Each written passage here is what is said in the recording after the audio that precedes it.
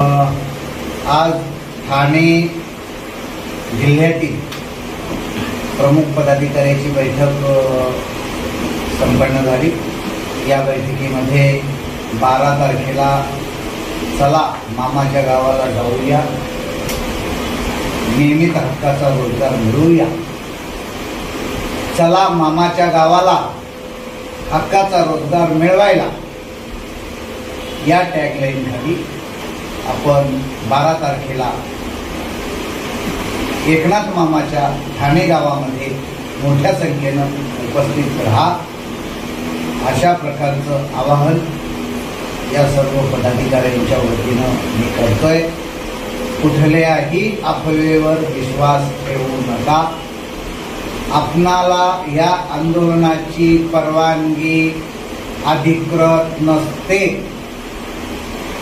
ते पत्र देतात, मनाई आहे म्हणतात, ती एक प्रोसेस आहे ठाणे शहरातली, ती त्यांनी प्रोसेस केलेली आहे पूर्ण।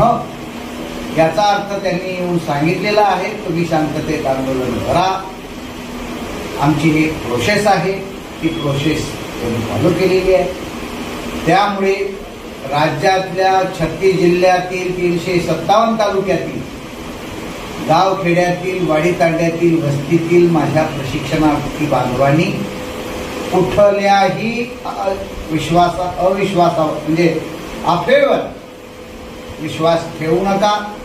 काही असंतुष्ट आत्मे आपल्या प्रशिक्षणार्थ्यांमधील काही असंतुष्ट आत्मे अफवा पसरवत आहेत।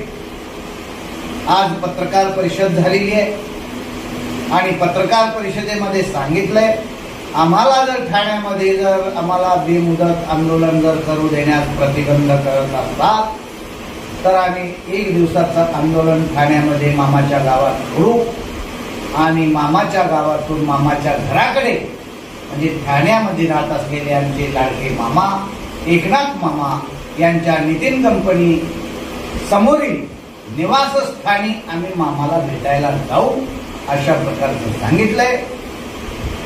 आपण सर्वजण खूप मोठ्या संख्येनं आपल्या परिवारासह, आपल्यावर आधारित असलेल्या कुटुंबातल्या सदस्यासह मोठ्या संख्येनं आपण उपस्थित राहा, अशा प्रकारचं आवाहन मी बालाजी पाटील चाकूरकर करतोय।